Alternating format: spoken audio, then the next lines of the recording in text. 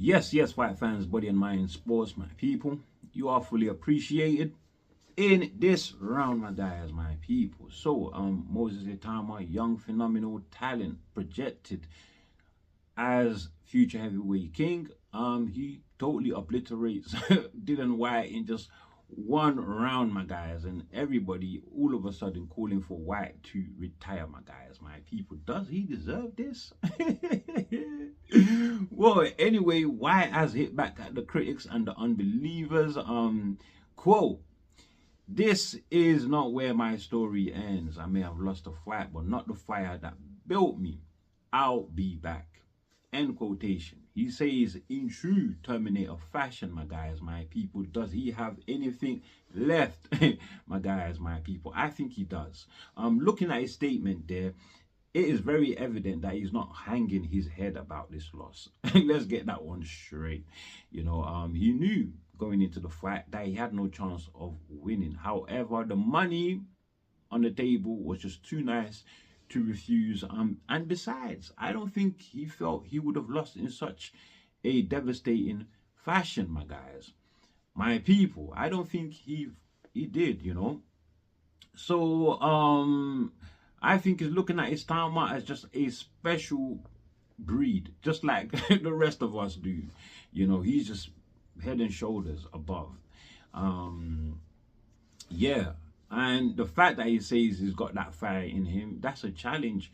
As far as I see it, that he is still a formidable force for any other fighter in the division, my guys, my people. I wouldn't say all, but a lot of them that you might not think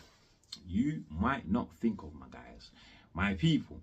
But yes, still, like I said, calls for retirement, right? And one person who has been very vocal about this is Derek Chisora, my guys, who says, "Damn, Dillian Whyte went out bad. It is time for him to have a retirement fight versus Joe Joyce, my guys, my people." Joe Joyce, who's also at the very tail end of his career, my guys, my people. But I like that call by Derek Chisora. That would be a good name for him to bounce back from. But Chisora will also be a good name. What if Dillian Whyte beats Chisora?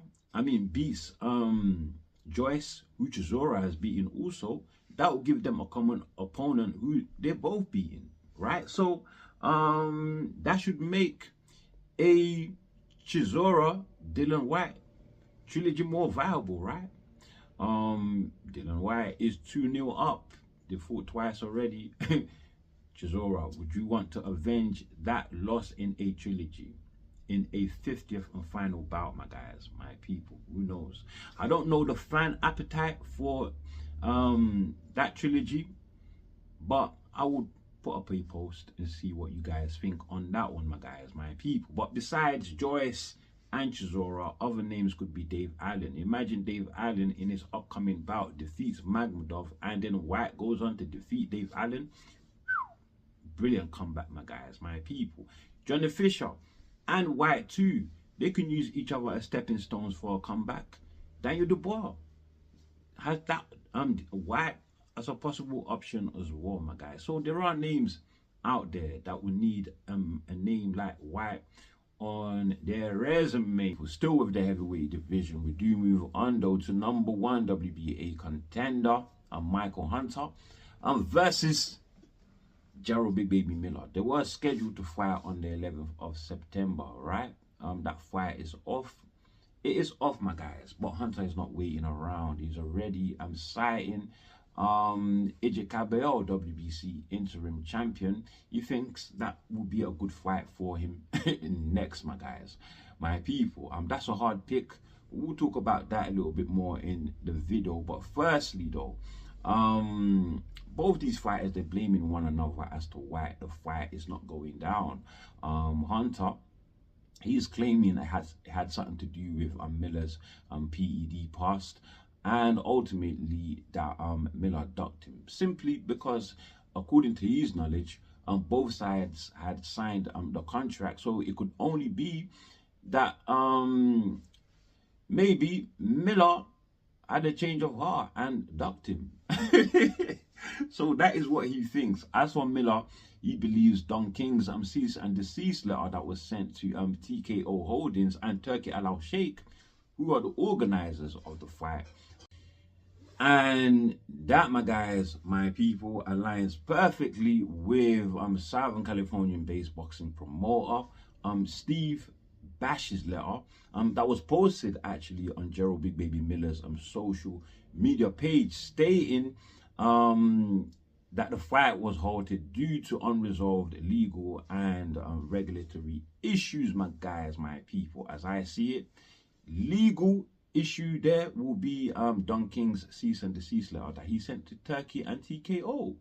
And then the regulatory issues, well, that is where Miller's PED pass comes into play, because the state of Nevada required that athletes of such colorful past take drug testing 30 days, 15 days, and 3 days to fight date.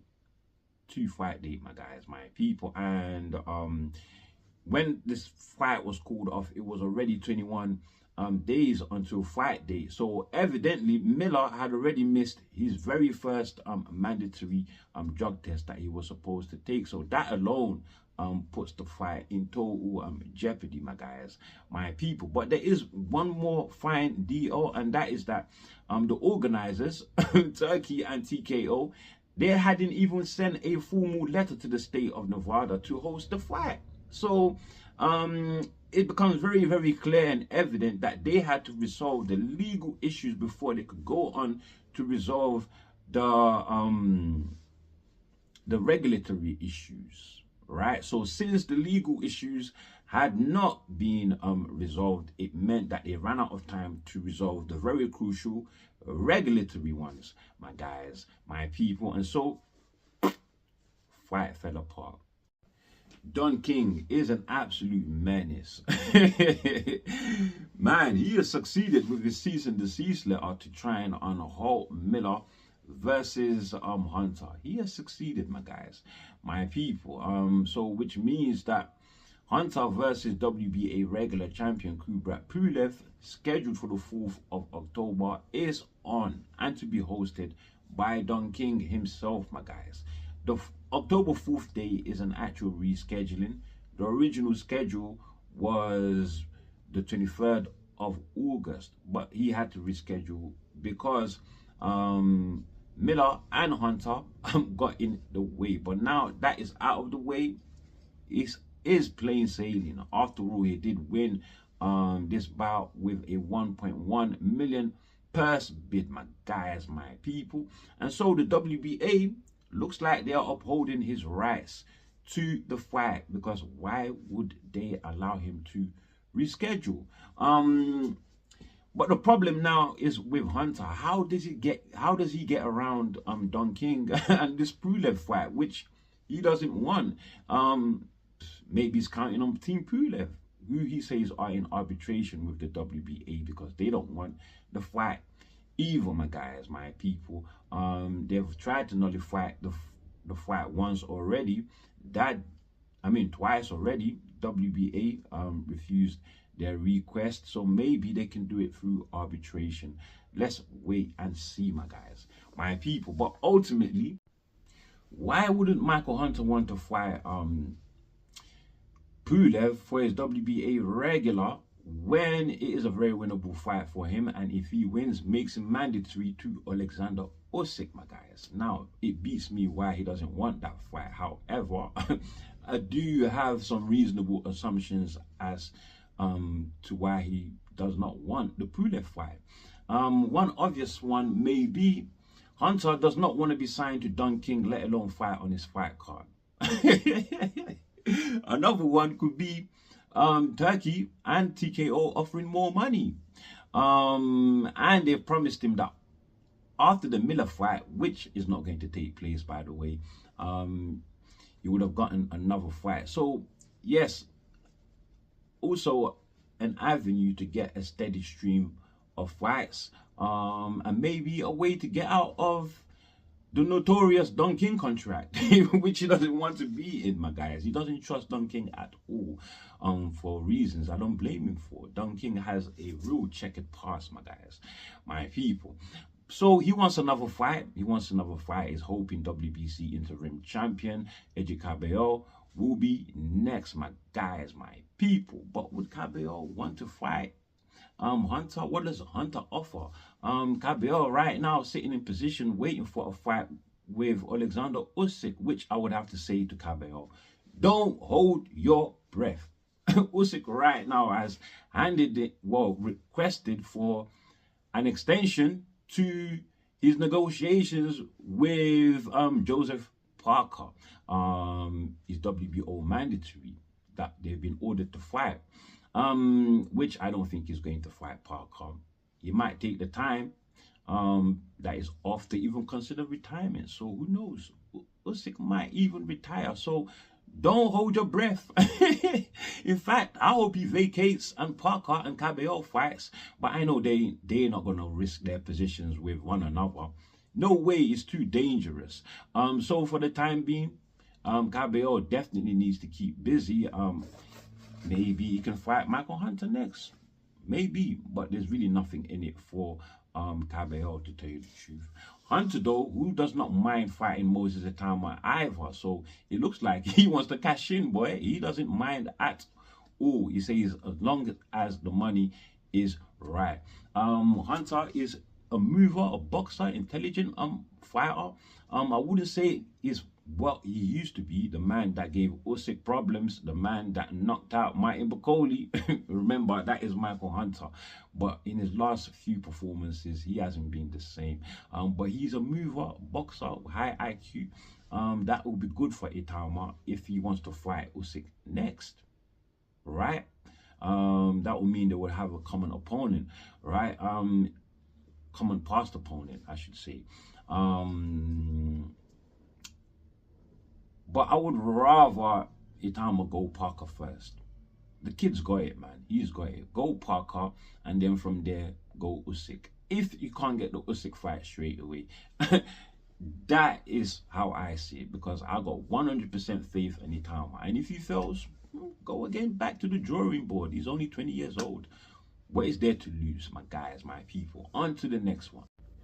Okay, now my people, trouble is piling on Boxxer and Ben Shalom ever since their exit from Sky. And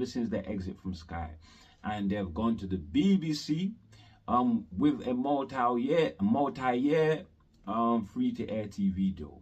But since then, they've been finding it quite hard to hold on to fighters. And most recently, we have had Boxxer. So these are some of their prominent names, right? Their best names on their roster. Joshua Boxxer has gone to Queensberry Promotions and to the Zone.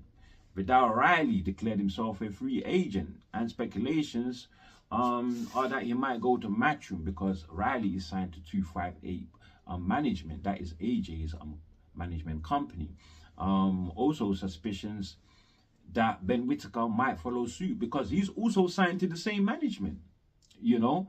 But now my guys, I'm now predicting that Chris Billiam Smith and Adam Azim may follow suit. These are some of boxers' most prominent names, best names, right? Even Adam Azim, from day one, there's been the suspicion that he could go to Queensberry Promotions. So that's nothing new there, my guys, my people. But listen, let's get into it. But before we do that, let me give you just a small backstory to connect to the Chris Billiam Smith case, so you can get a clear understanding of what's happening. So let's talk the cruiserweight division. We have WBA WBO unified champion in Zurdo Ramirez, and apparently he is off after a shoulder surgery for an injury that he sustained in his last title defense against the hard-hitting Dodicus, my guys, my people. Which means that Zurdo is on leave indefinitely, but his promoter says, well, as soon as he returns, he will take on the hardest challenges. And listen, we know what that is. So is he bluffing or what? Because the hardest challenge is to unify with Jarrell Miller, the IBF champion. What else? That is what we've been waiting for what, over a year now. They've had ample time to make that fight. My guys, my people. And the person Jai thinks can make this fight, only the man that can make this fight, is Turki Al Sheikh, and I believe that to be true too. You know, but Turki, I don't really see him or hear him talk about making Jai versus Zerdo, to be honest. The last time I heard him mention Jai, he was talking about matching him up with WBC light heavyweight champion David Benavidez, my guys, my people. Benavidez, who has an obligation with Anthony Yard in November, my guys, my people. But look, I like that matchup though, Benavidez and Jarrell Miller, light heavyweight versus cruiserweight. What weight class do they fight in? Maybe at cruiser? I don't know, but I like the matchup due to the nature of how both fighters are fighting in the ring. That would be a super fire fight. I actually prefer that to what Matchroom and Eddie Hearn won for Jai, and they're hoping that he gets a fight with Usyk. Now, how possible that is, I would say the possibilities are very slim. With Usyk close to retirement and having his heavyweight obligations as well, and as well as he's also off with injuries, my guys, my people. So that's going to be a hard one to make. However, Matchroom and Eddie Hearn, they are saying that regardless though, Jai could be moving up to heavyweight if he doesn't get to unify with Zerdo. But heavyweight, man, that would be a hard place for Jai, because I believe there are a lot of fighters that will beat Jai at heavyweight. I just don't think it will be the same fighter at heavyweight. In fact, I believe that at cruiserweight, Zerdo beats him. Well, I don't think so much of that now. Now I'm not sure, because I believe Zerdo is actually ducking him, to tell you the truth. You know, so I'm really not sure who wins. So I'm kind of now leaning more to Jai now. But I think ultimately that Jai struggles at heavyweight, my guys, my people.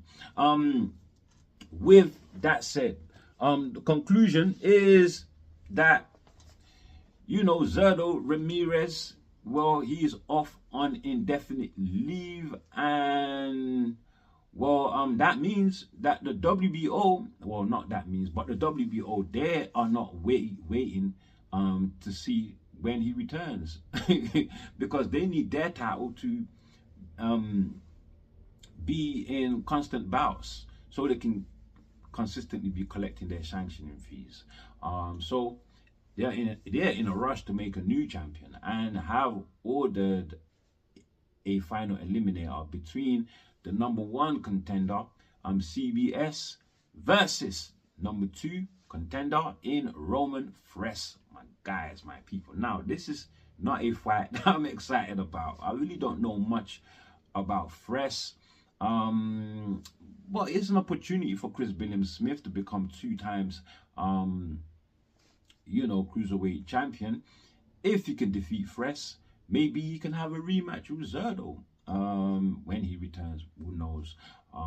Zerdo, the man who CBS actually lost his title to in November, his WBO strap, my guys, my people. But if Zerdo doesn't return, then maybe CBS can be elevated. That is if he beats Fres.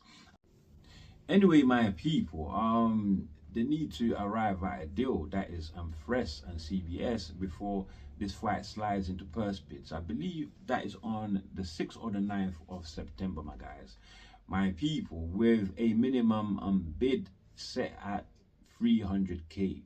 300K, my guys, my people.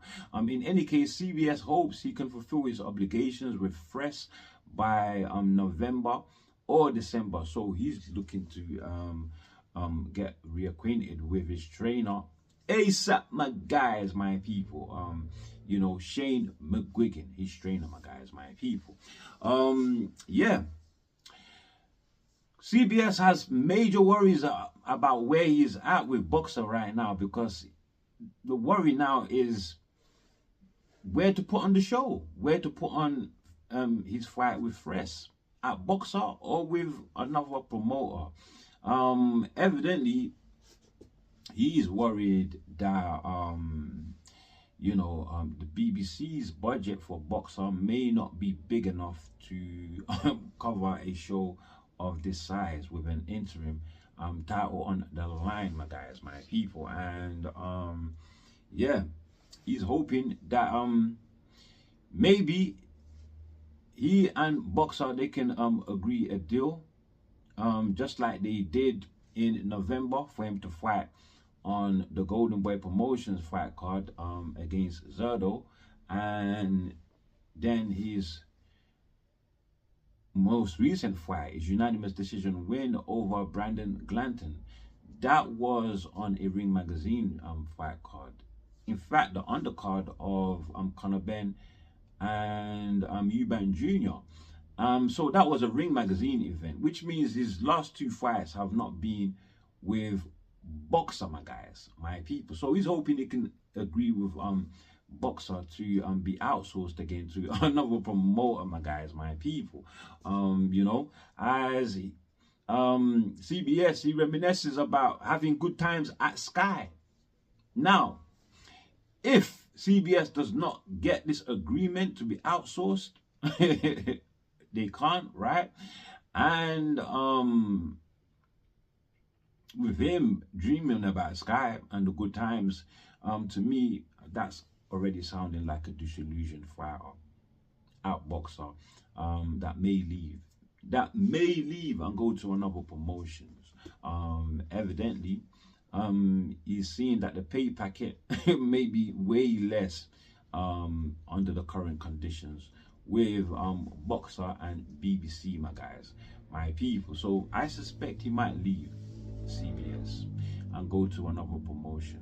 But would he do that before the Fresh fight or not? I don't know, because the BBC's budget, which is 500k per show, that is for 4 shows per year, 2 million.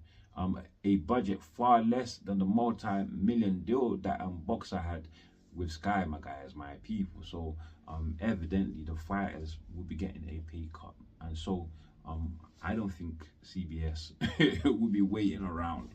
Now that takes us to Adam Azim. Hasn't been in the ring for 6 months now. That was since February. He defeated former champion in Sergey Lipinets at 140 pounds, my guys, my people. And he needs to get back active, because this is a young prospect, the kind of fighter I mean, a young fast rising prospect, the kind of fighter that, you know, Boxxer needs to keep busy, have him in fights, man, you know, keep him busy, my guys.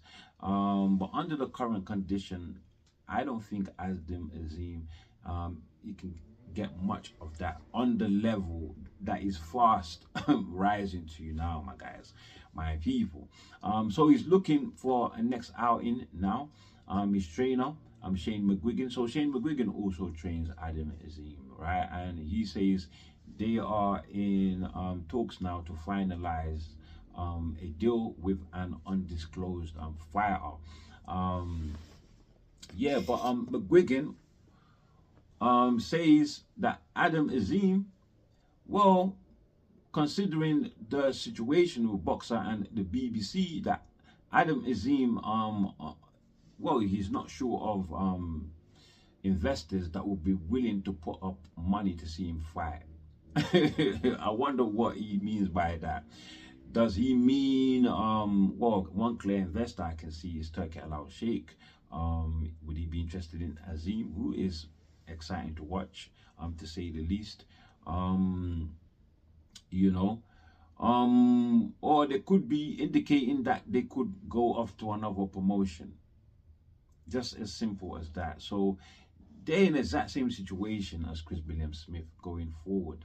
Boy, oh boy, it is looking tough for a boxer.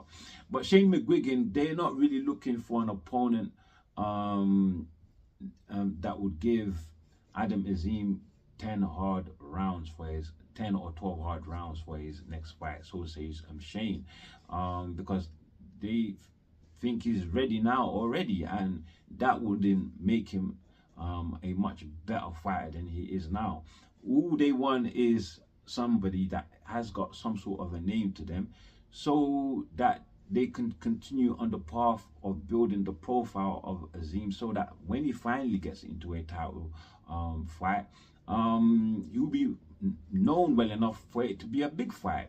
That's what they want, my guys, my people. But to get there, you need to take the tough fights. You have to. But if they're looking for a name, how about Regis Prograis, former 2 times champion, only lost to the best, right? That were in the division. Josh Taylor, Jack Catterall, and Devin the Dream Haney. And Devin the Dream Haney, my guys, my people. And yeah, he's quite a name too, Regis Prograis. So that's a winnable bout for Adam Azim. So I wonder if that's who they're talking to.